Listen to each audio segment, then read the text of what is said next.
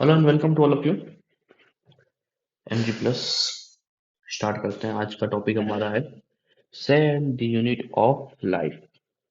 बेहतरीन चैप्टर है, class 11th का। एनसीईआरटी के पेज नंबर 125 से स्टार्ट होता है। स्टार्टिंग में आपको एक डायग्राम मिलेगा, वहाँ पर एक साइंटिस्ट का, उसके बारे में थोड़ा पढ़ लीजिएगा।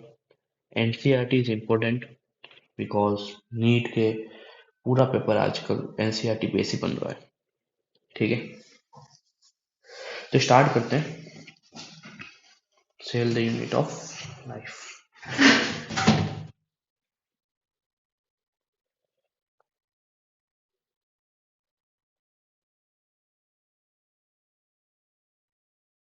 देखो, सिंपल सी बात है, ये चैप्टर आप बचपन से पढ़ते आ रहे हो, तो ये जो लैंग्वेज है वो भी आपको याद हो चुकी होगी। Structure and function unit of life is called cell. Cell आगे जाके टिश्यूज बनाता है, टिश्यूज ऑर्गन्स बनाते हैं, ऑर्गन ऑर्गन सिस्टम बनाता है, और आगे जाके इस ऑर्गन सिस्टम से पूरी बॉडी का जो है नवीनीकरण होता है, निर्माण होता है। ठीक है। अब इसमें एक लाइन लिखी, स्ट्रक्चर एंड फंक्शनल यूनिट। जैसे कि मैं एक बात बताऊं, किडनी आपने एक शब्द सुना होगा अपनी पूरी लाइफ में, किसी ना किसी टाइम पर आपने किडनी नाम सुना है। जब आप आईफोन खरीदने गए होंगे तब तो सुना ही होगा कि आजकल आईफोन किडनी के रेट में मिल रहा है। ठीक है। तो एक किडनी, तो किडनी में आपने सुना है, जब आप पढ़ते थे किडनी में एक छोटी सी यूनिट होती है, इसका नाम है नेफ्रॉन। नेफ्रॉन क्या है? किडनी की एक सेल है, छोटी यूनिट है, सबसे छोटी यूनिट। और नेफ्रॉन का अगर मैं बात करूं तो किडनी की आपको पता है वर्क क्या है? आपके बॉडी में किडनी क्या काम करती है? ब्लड का फिल्ट्रेशन करती है। क्या करती है? Filtration of blood. जब ब्लड को छानने का जो काम करती है वो किडनी करती है, तो किडनी की सबसे छोटी यूनिट यानी कि जो सेल है उसमें नेफ्रॉन्स, वो नेफ्रॉन भी वही काम करेंगे। यानी कि फंक्शन और स्ट्रक्चर्स, यानी structures and functional unit of life is called cell. ये एक बहुत बेहतरीन एग्जांपल है। ठीक है। तो क्या करते हैं, जैसे अपन कहते हैं लीवर का काम क्या है? लीवर का क्या फर्क क्या है? तो बाइल का बाइल बनाने का काम कौन करता है? लीवर करता है। और बाइल का स्टोरेज, ठीक है, यानी कि सिंथेसाइज तो करता है लीवर, स्टोरेज करता है आपका गोल ब्लैडर। ठीक है, फर्क है ना। तो अब जो लीवर की सेल्स है, हिपेटिक सेल्स, तो वो क्या करती है? वो बाइल बनाने का काम कर रही है। तो वो और लीवर सेम फंक्शन कर रहे हैं ना। ठीक है। अगर कोई ऑर्गन है, उसकी छोटी सी मैं अगर सेल लेता हूँ, वो सेल और ऑर्गन सिमिलर ही वर्क करेंगे। क्लियर। आगे देखते हैं, स्टडी ऑफ सेल क्या कहलाता है? साइटोलॉजी। ठीक है। अगर आपसे पूछ लिया जाए कि आप किस पे स्टडी कर रहे हो, अगर आप सेल पे स्टडी कर रहे हो तो आप कहोगे साइटोलॉजी। ठीक है, इस स्टडी को क्या कहते हैं? साइटोलॉजी। देखो, फर्स्ट माइक्रोस्कोप था, तो फर्स्ट माइक्रोस्कोप ऐसे तो जेनसन ने देखा था। जेनसन के बाद गैलीलियो ने उसके ऊपर और काम किया। ठीक है, थोड़ा मॉडर्न बनाया, उसके बाद मॉडर्न बनाया रॉबर्ट हुक ने। गैलीलियो आप जानते होंगे, आपने सुना होगा, माइक्रोस्कोप के साथ साथ उन्होंने टेलीस्कोप की खोज भी की थी, दूरबीन। ठीक है। कुछ इस तरीके का टेलीस्कोप होता था जहाँ पर यहाँ पर कोई मिरर और सनलाइट, ये बल्ब होता है, यहाँ से देखा जाता है। ठीक है, इस टाइप का कुछ एक यंत्र होता था, इसे माइक्रोस्कोप कहते थे। तो ये उस टाइम इलेक्ट्रिक माइक्रोस्कोप माइक्रोस्कोप नहीं आए थे। ठीक है, तो रोबोट ने नॉर्मल हैंडमेड बनाया था, हाथ से बना हुआ। तो फिर देखो, उन्होंने फर्स्ट लिविंग सेल की, सॉरी, फर्स्ट सेल की खोज की थी। फर्स्ट सेल किसमें देखा था? कॉर्क सेल में। कॉर्क पता है, cork is a dead cell. ठीक है। दूसरी बात, सेल्फ डिजाइनिंग माइक्रोस्कोप, मैंने अभी बताया आपको, हैंडमेड बनाया था खुद ने। किसने बनाया था? रॉबर्ट ने खोजा था। ठीक है। अब उनको उस माइक्रोस्कोप में कुछ इस टाइप का स्ट्रक्चर दिखा, हनी बी लाइक, देखो, मधुमक्खी के छत्ते की तरह इस तरह का स्ट्रक्चर दिखा। इन्होंने उसको सेलुला कह दिया। ठीक है, लैटिन लैंग्वेज में सेलुला कह दिया। अब देखो आगे क्या हुआ, आगे फिर नए नए साइंटिस्ट आए। तो क्या हुआ, फर्स्ट लिविंग सेल की खोज की। अब ये डेड सेल थी, अब लिविंग सेल की खोज की गई। किसने खोजा? लुवेनहॉक ने। किसने खोजा? आपके लुवेनहॉक ने। लुवेनहॉक ने, कई बुक्स कहती है कि मड वाटर में खोजा, कुछ बुक्स कहती है रेन वाटर में खोजा, कुछ कहती है तीत, तीत किसके, मतलब तीत के अंदर जो कचरा होता है पीला पीला सा, गंदगी, उसमें खोजा। कोई कहता प्रोटोजोआ खोजा, कोई कहता आरबीसी में खोजा, कोई कहता स्पर्मेटोजोआ में खोजा। अभी तक कोई फिक्स नहीं कहाँ खोजा, बट खोजा इसने ही है। ठीक है। एंड लुवेनॉक ने। ठीक है। लिविंग सेल की डिस्कवरी किसने की थी भाई? एंटीगोन लुवेनहॉक। एंटीगोन लुवेनहॉक पूरा नाम है, अपन यहाँ लुवेनहॉक लिखते हैं। और जो फर्स्ट सेल थी, जो, ये आपसे क्वेश्चन पूछ लिया जाएगा फर्स्ट सेल किसने खोजी, तो आपको रॉबर्ट हुक। और फर्स्ट लिविंग सेल किसने खोजी, उसका नाम है एंटीगोन लुवेनहॉक। उसके बाद बात करते हैं रॉबर्ट ब्राउन ने क्या किया। एक रॉबर्ट ब्राउन करके भी आदमी आया था, रॉबर्ट हुक का भाई आया था। ऐसे भाई भाई तो कुछ नहीं था, बट एज नाम के हिसाब से हमने बना दिया रॉबर्ट रॉबर्ट। ठीक है, रॉबर्ट ब्राउन थे, इन्होंने क्या किया, इन्होंने खोजा आपका nucleus, observed by Robert brown, nucleus observe by Robert brown. फिर आए दो तीन और साइंटिस्ट आए, उनने क्या किया, लिविंग सेल के अंदर एक सेमी फ्लूइड टाइप का मटेरियल खोजा। ठीक है, इसे इसे इन्होंने नाम नहीं दिया, सिर्फ इतना कहा कि एक सेल के अंदर सेमी फ्लूइड करके एक मटेरियल है। ठीक है, इसका नाम था डूजा रैन। डूजा रैन ने क्या कहा कि एक कोई सेमी फ्लूइड टाइप का लिविंग सेमी फ्लूइड मटेरियल है अंदर कुछ। ठीक है, अब वो क्या है हम नहीं जानते। फिर पुरकेंजे एंड वॉन मोहिल ने आके एक टर्म्स दी जिसे कहते हैं साइटोप्लाज्म। क्या टर्म दी थी, साइटोप्लाज्म। ये साइटोप्लाज्म टर्म देने वाला कौन था, पुरकेंजे एंड वॉन मोहिल। ठीक है, अब जब ये सब कुछ खोज लिया गया तो एक बहुत अच्छी बात निकल के आई। जो यूनिसेल्युलर ऑर्गेनिज्म है, जितने भी एकल कोशिकीय जीव जंतु, इसमें दो बातें निकल के आई। एक तो इंडिपेंडेंट एग्जिटिंग करते हैं, मतलब सीधी सी बात है, ये किसी पे आश्रित नहीं है। अगर एक सिंगल सेल है और वो लिविंग है तो वो जी सकती है, वो सब कुछ कर सकती है। ठीक है, तो यूनिसेलुलर जितने भी एनिमल्स थे, उन सॉरी ऑर्गन्स थे, वो सब क्या कर रहे थे, ऑर्गेनिज्म क्या करते थे, सारे सारे इंडिपेंडेंट एग्जिस्टिंग शो करते थे, आराम से रहते थे, खाते थे, पीते थे, मौज करते थे। फिर can be perform all vital function. दूसरी बात है, वाइटल फंक्शन भी प्रेजेंट करते हैं। वाइटल फंक्शन जैसे फंक्शन है जो लिविंग होने के लिए आपके पास होने चाहिए, जैसे डाइजेशन, जैसे रेस्पिरेशन, रिप्रोडक्शन। तो ये मतलब आंखें बंद करके करते थे। इतनी जल्दी बैक्टीरिया कहता था मैं तो 2 मिनट में देखो डबल होता हूँ। ठीक है, इतना फास्ट ये वाइटल फंक्शंस प्रेजेंट करते थे कि आप मजा आ जाता था। ठीक है, रिप्रोडक्शन में तो इनको बहुत मजा आता था। उसके बाद ये जैसे वाइटल फंक्शन जितने भी आप कहते हैं ना, हम लोग जीने के लिए जो जो फंक्शंस करने रिक्वायरमेंट है, वो सारे ये करते थे। अब बड़ी विचित्र बात आई, एनसीईआरटी की एक लाइन आती है मेरे सामने, बहुत शानदार से मैं निकाली। Anything less than cell can not show independent existing. क्या लिखा है, anything less than cell can not show independent. मतलब सीधी सी बात है, ऐसी कोई चीज नहीं जो, अगर उसके अंदर सेल नहीं तो वो आपको इंडिपेंडेंट एग्जिस्टेंस नहीं शो करेगा। वो जिंदा नहीं रह सकता, वो किसी पे आश्रित रहेगा, इंडिपेंडेंट रह ही रहेगा। क्लियर, जब तक उसमें सेल नहीं है। फिर भाई हमारे पास क्या हुआ, फिर हमारे पास आए दो वैज्ञानिक, बहुत शानदार वैज्ञानिक आए। देखो, वैज्ञानिकों के नाम है मैथिलियस स्वान, मैथिलियस स्लाइडेन और थियोडोर स्वान। ठीक है, स्लाइडेन एंड स्वान जब आए, तो स्लाइडेन जो थे उनके बारे में बता दूं, वो बॉटनिस्ट थे, और स्वान थे वो जूलॉजिस्ट थे। दोनों आ गए। मैथिलियस जो स्लाइडेन थे, उन्होंने घर बैठे एक बात की, भाई दोनों अलग अलग थे, दोनों भाई दूर दूर रहते थे, अलग अलग कंट्रीज में रहते थे, और अब दोनों बैठ के रिसर्च कर रहे हैं अपने अपने घर में, अपनी अपनी लैब में। जो हमारे स्वान भाई थे और स्लाइडन भाई थे, तो स्लाइडन भाई ने कहा भाई ऐसा है,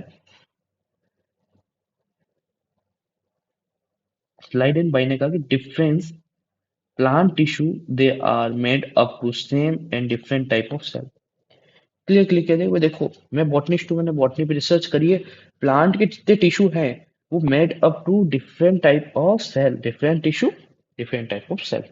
ठीक है, अभी तो जूलॉजी वाले बैठे थे, जूलॉजी वाले का चलो लिखते हैं डिफरेंट एनिमल टिश्यू ऑब्जर्व। ठीक है, अब एक तो ये चीज इसमें दी सिमिलर कि भाई जो भी इसमें भी डिफरेंट टाइप के टिश्यू थे, डिफरेंट टाइप की सेल्स होगी, एनिमल में भी। बट इसने प्लांट पे भी अपनी एक थ्योरी दी। क्या लिखा कि आउटर मोस्ट लेयर, प्लांट की जो आउटर मोस्ट लेयर है, ठीक है, वो क्या है, सेल वॉल। प्लांट सेल की आउटर मोस्ट लेयर जो है वो क्या है, एक नया नाम दे दिया, सेल वॉल है वहां पर। और एनिमल की आउट मोस्ट लेयर क्या कहलाती है, प्लाज्मा मेम्ब्रेन। अब इधर से सुमन भाई को नाराजगी हो गई, यार वो जूलॉजिस्ट होके मेरा जो है घर बर्बाद कर रहे हैं, उन्होंने अपनी मर्जी से लाइन दे दी। अब एक सेमिनार में बेचारे दोनों मिले, दोनों ने अपनी अपनी बात रखी, तो क्या है, तुम बॉटनी में घुस गए, ठीक है, तुम तो अपनी जूलॉजी तक रहते, तुम्हें बॉटनी का क्या था। तो उनका चलो कोई नहीं भाई, अपन दोनों अब मिल गए, अपन दोनों मिलके एक नई चीज करते हैं, हम सेल थ्योरी दे देते हैं। अब सेल थ्योरी देने का टाइम आया। ठीक है, दोनों मिलके सेल थ्योरी दे रहे हैं। अब सेल थ्योरी देखो, मजा आएगा अभी पढ़ने में। देखो सेल थ्योरी में क्या लिखा है इन्होंने, all living organism are made up to cell its constituent. मतलब जितने भी चीजें हैं वो सब सेल्स से मिलकर बनी है। या सेल के कॉन्स्टिट्यूटर से मिलकर बनी है। देखिए सेल के डिवीजन से जो मटेरियल होता है साइटोप्लाज्म उससे मिलकर किसी ना किसी कुछ भी बना है तो वो सेल से मिलकर बना है। ठीक है। अब यह लिखा है organism activity outcome of reactant interaction of its constitution cell. यहाँ से ना आगे लाइन यहाँ लिख दी है इसने, गलती कर दी, यहाँ लिखनी चाहिए थी। कोई बात नहीं। तो इसने कहा जितनी भी ऑर्गेनाइजर सॉरी ऑर्गन के अंदर जैसे सेल है, सेल के अंदर जितनी भी एक्टिविटी हो रही है, एक ऑर्गन, ऑर्गन टिश्यू, टिश्यू से सेल जो होती है छोटी सी छोटी, उस सेल में जितनी एक्टिविटी हो रही है, उस ऑर्गेनिज्म में जितनी एक्टिविटी हो रही है, उसके आउटकम का इंटरेक्शन इसी सेल से आता है, कहीं और से नहीं आता। मतलब ले दे के सब चीजें हैं सेल। आप समझ में आई कुछ बात? मगर अब आया मजा। अब मजा क्या आया पता है? दादाजी आ गए। अब पता है गांव में जितने बूढ़े लोग होते हैं, पता है आप कुछ भी काम करेंगे तो वो कमी जरूर निकालेंगे। देखा है ना, चाचा वाचा सब बड़े लोग, आप कुछ भी काम करो कमी निकालते हैं। वो कमी निकालने आ गए चाचा जी। चाचा जी बोले, रुडाल्फ फिछो जी है। रुडाल्फ फिछो ने कहा, भाई ऐसा है, मेरे तुम्हें थ्योरी बहुत अच्छी है, तुम्हारा सब काम अच्छा, एक सवाल का जवाब दो। अब सवाल बहुत टेढ़ा। तो उस टाइम क्या नए नए जवान खून था, तो लाइक बोलो, जो बोलोगे उसका जवाब मिलेगा। तो दादाजी पूछा, देखो तुम्हारी बात सही है कि भाई जो सेल है वो सब कुछ है। सेल ही संसार का सारा खेल है, ऑर्गेनिज्म इस पे ही टिका हुआ है। ठीक है। सेल नहीं तो कुछ नहीं। क्लियर। प्लांट सेल की आउटर मोस्ट लेयर पता चल गई, एनिमल सेल की आउटर मोस्ट लेयर पता चल गई, सब कुछ सही। बट अब मुझे एक बात बताओ कि ये सेल आई कहाँ से? स्लाइडन स्वान को देखे, स्वान स्लाइडन को देखे, पता नहीं सेल आई कहाँ से। आपको पता है सेल कहाँ से आई? नहीं पता। उन्होंने कहा फंस गए ना। तो सीधा कहते हैं हमें तो नहीं पता। स्लाइडन कहता है स्वान से, स्वान कहता है स्लाइडन, के दोनों को नहीं पता कि भाई कहाँ से आई। ठीक है। तो उस टाइम एक बहुत अच्छी लाइन बोली रोडाल्फ विचो ने, जो एनसीईआरटी में मेंशन है, ओमनीस सेल्यूला ई सेल्यूला। ओमनी सेल्यूला ई सेल्यूला। अब इसका मतलब क्या है पता है आपको? तो नीचे मैंने बड़े बड़े अक्षरों में लिखा है, every new cell arise from the pre existing cell. भाई सीधा सा रुडाल्फ विचो ने कहा कि जो पुरानी सेल थी उसी से नई सेल बनी है, उसके डिवीजन से बनी है। तब इतने में मैथिली स्वान में से एक जना बोलता है कि नहीं, आप बताओ कि आरबीसी तो डिवाइड करती नहीं है, तो कहीं ना कहीं से तो बनी है ना, तो कोई ना कोई सेल से तो बनी है। तो किस सेल से बनी? कोई भी सेल से बन सकती है, जाइगोट से फॉर्मेशन हुआ है। भाई जाइगोट की ट्रिपल लेयर से फॉर्मेशन हो गया। उसके बाद वो अपने में डिवाइड करते हैं, और जो डिवाइड नहीं कर सके वो खत्म हो गया एक समय के बाद। उनका भी बनने का एक फैक्ट्री है। देखो मैं बताता हूँ आपको इस सिस्टम क्या है। इस सिस्टम में जाइगोट से आ रहा है। जाइगोट के अंदर क्या होता है, जब एक स्पर्म ओवम मिलता है तो ब्लास्टोलिस हो गया, सब कुछ प्रोसेस होकर जाइगोट बनता है। जब वो जाइगोट बनता है ना, वो जाइगोट आगे जाके 3 लेयर बनाता है, ecto meso endo. Ectodermal, mesodermal, endodermal, इन लेयर्स से की चीज का फॉर्मेशन होता है। अगर सेल्स का भी फॉर्मेशन यहाँ से होता है, देखो सारी सेल्स का फॉर्मेशन यहाँ से होता है। यहाँ से ऑर्गन बनते हैं, यहाँ से सब कुछ बनता है। ठीक है, पूरा खेल ये फैक्ट्री है ये पूरी। अब ये जब सेल बना रहा है, अब ऐसी कुछ सेल है जो डिवाइड ही नहीं करती आरबीसी की तरह, तो वो डिस्ट्रॉय हो जाएगी। वो क्या हो जाएगी? खत्म हो जाएगी एक समय के बाद। अब जो जो आपके अंदर जो है डिवाइड कर सकती है तो वो डिवाइड करती है। अब ये बूढ़ी हो गई, डिवाइड करके दो बना दिया इसने, अब ये तो डिस्ट्रॉय हो गई। ये डिवाइड करा इसने अपने में, एक सेल बनाई, ये डिस्ट्रॉय होगी, तो इसकी ये तो चल तो रही है ना, सेल्स तो आगे बढ़ती जा रही है ना। तब जाके उनको विश्वास हुआ, अच्छा उड़ाल फेंचो साहब सही कह रहे हैं। तो इन्होंने अपनी में अलग थ्योरी दी, तो इस थ्योरी के साथ इस थ्योरी को भी ऐड किया गया। तब जाके एक न्यू सेल थ्योरी बनी, इसके अंदर ओमिनी ई सेलुला ए सेलुला दिया गया। ठीक है। अब बात आई ए सेलुलर की। अब घुमा के बात क्या आई, ए सेलुलर वालों को इकट्ठा किया। भाई जब इनके पास दिमाग आया तो उन्होंने सेलुलर और ए सेलुलर लोग बनाए। भाई मजा नहीं आ रहा, कुछ गेम चेंज करना चाहिए। ठीक है। जैसे पता है ना आपको, इलेक्शन के टाइम में होता है कि हाँ अब कुछ तो गेम चेंज करें। ये दोनों जने चाय पे बैठते हैं, दो भाई है, दो भाई चाय पे बैठते हैं ना रोज रात को। वो कहते हैं कि यार कुछ चेंजेस चाहिए। कभी क्या चेंज करते, कभी क्या चेंज करते। ये भी दोनों भाई बैठे शाम को चाय पे, स्वान और स्लाइडन दोनों ने बैठ के सोचा कि यार अपन दो कैटेगरी बना देते हैं, एक सेल्यूलर की, एक ए सेल्यूलर की। जब एक सेल्यूलर और एक सेल्यूलर की बन गई दो, एक तो सेल्यूलर और एक ए सेल्यूलर। अब उसमें किसको शामिल करना है, तो एक काम करो, सिंगल सेल एनिमल को बुलाओ, सारे को बुलाओ। बैक्टीरिया को बुलाया, उनमें जो जो समझदार थे उनको उनको बुला लिया। एक तो वही बैक्टीरिया बुला लिया, मैच्योर आरबीसी को बुलाया, वाइडस वाइरोइड्स और प्रोटॉन्स को बुला लिया, मैच्योर, हाँ ये यहाँ कॉमा नहीं है, ठीक है ना, गलती से लगा दिया बेवकूफ ने। मैच्योर सील ट्यूब्स को बुला लिया, है ना, यहाँ पर भी कॉमा नहीं है, गलती कर देता है अगला इंसान। ओके, तब देखो हमने सबको बुला लिया। अब क्या सीन था पता है, इन सबको बुला के बैठा दिया, बैठे रहो, सर क्या पर्चा पढ़ा दिया कि तुम ऐसे लो, सब गुस्सा आ गया। सबसे पहले आरबीसी कहती मैं कैसे एल सेल लूं, है है भैया, है भैया, टीएस कहती भैया मैं ऐसे लूं, तो वो कहता मैं भी ऐसे लूं, कैसे हुआ। फिर तीनों परिवार से पूछते भाई, वायरस के तीन परिवार है हमारे पास, वायरस, वायरोइड्स, टॉन्स, ठीक है, इन तीनों से पूछते हैं। प्रियंस कहता है मैं कैसे हूँ, मैं तो सबसे छोटा हूँ। वायरोइड्स कहता है मैं भी नहीं, वायरस कहता है मैं भी नहीं, मेच्योर स्वी ट्यूब्स भी कहती है नहीं हम भी नहीं। तो अब मेटेलिस आता है, सबके हाथ बच्चा पकड़ा दिया, बोलता हम गए, तो उसको कहता है इधर आरबी से कहता है ज्यादा कूद लिए, इधर आ, तेरे पास न्यूक्लियस है तो डिवाइड करती है नहीं, निकल जा। आरबीसी का पत्ता कट गया। जब आरबीसी इस गैंग को पता चला कि भाई न्यूक्लियस पे बात चल रही है, तो हम चुपचाप चुपचाप चुपचाप सब सब निकल गए। इन सब के पास न्यूक्लियस नहीं है, कुछ सेल्फ डिवाइड नहीं करती। भाई जैसे कहते तू तो बोली मत, तेरी फैमिली को चुपचाप ले जा। बैक्टीरिया कहता है तू कूद मत, तेरे पास न्यूक्लियस नहीं है ना। सेल ट्यूब क्या, सबको इस तरीके से भगा दिया जाता है और इन सबसे कह दिया तुम ए सेलुलर कैटेगरी में आते हो। क्लियर। आगे देखो, एक सेल का मेरी तरफ से डायग्राम देखो आप, देखो एक सेल है ना, अगर आप सोचा जाए एक सेल को, ठीक है, तो वो बहुत अलग चीज है। आप नहीं उसको समझ पाओगे, बहुत अपनी नजरों से देखो तो आपको लगेगा एक सेल है, उसके अंदर न्यूक्लियस होगा कुछ ना कुछ। आप कुछ मेरी नजर से देखो, मजा आएगा। कैसे कि ये एरिया है, एक एरिया है, इस एरिया को बाउंड्री से कवर कर दिया गया है। उस बाउंड्री के कवर करने के बाद उसके अंदर बीच में एरिया है, उसके ऊपर भी बाउंड्री है, डबल बाउंड्री है, उसके अंदर कुछ लोग रहते हैं। अब ये वो सीन है जैसे अगर आपने केजीएफ मूवी देखी थी ना, कौन सी, केजीएफ। केजीएफ में क्या था, एक अपना एक अलग एरिया था, माइंस में खुदाई हो रही है, कभी क्या हो रहा है, वहाँ काम हो रहा है, सब कुछ हो रहा है, तो वो सारा काम यहाँ हो रहा है, माइंस का जितना भी काम था ना वो सारा यहाँ हो रहा है। यहीं लोग कूद रहे हैं, मर रहे हैं, यहीं खोदा जा रहा है, यहीं पर ये जो है वर्कर्स काम कर रहे हैं, है ना, सब कुछ यहाँ हो रहा है। रॉकी भाई कहाँ रहते थे, घर में, वही घर ही है, उसमें जो वो घर था ना वही है।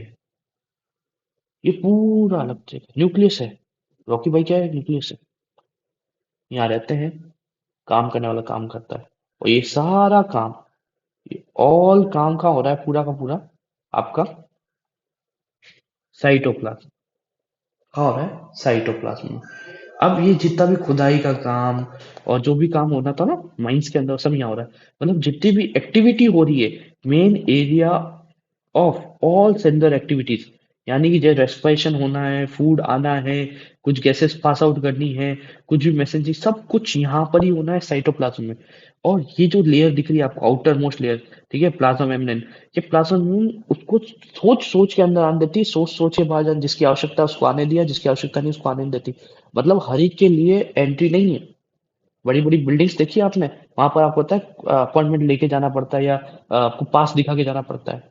या फिर आपने नीट की कोचिंग करते हो, हर एक को अंदर हो ना अंदर क्लासरूम के लिए, वहां पर आपके गले में एक, वो कहते हैं ना आईडी कार्ड, आजकल कहते हैं मंगलसूत्र है हमारा, वो आईडी कार्ड होना जरूरी है। तो इसमें भी आईडी कार्ड दिखा दिखा के अंदर जाना पड़ता है प्रोडक्ट्स को।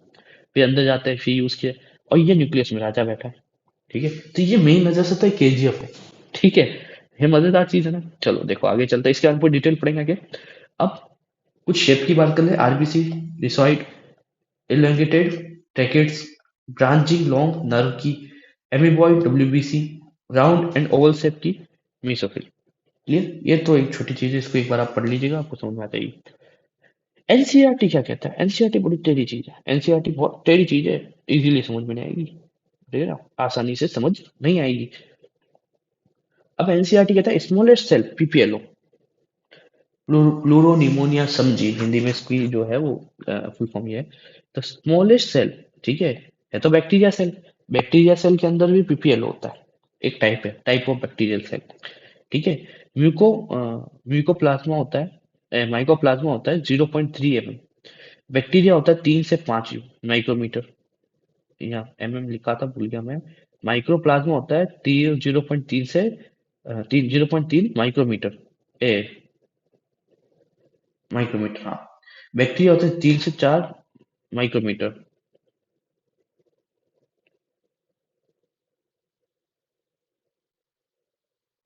Human RBC 7।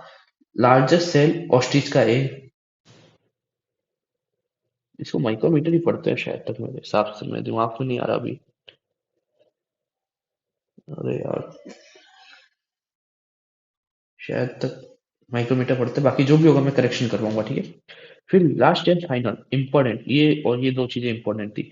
एनसीईआरटी का लाइन लिखता है typical eukaryotic cell. Typical eukaryotic cell. अब यूकैरियोटिक सेल कौन सी टिपिकल है, याद, ये वर्ड आगे बहुत इंपॉर्टेंट लिखा है, टिपिकल। इसको याद रखना, मिटाना मत मेरी तरफ, ठीक है। 10 से 20 माइक्रोमीटर। ये हाँ माइक्रोमीटर है, सब माइक्रोमीटर, यूएम मतलब माइक्रोमीटर। टिपिकल बैक्टीरिया 1 से 2 माइक्रोमीटर। Virus 0.022 micro.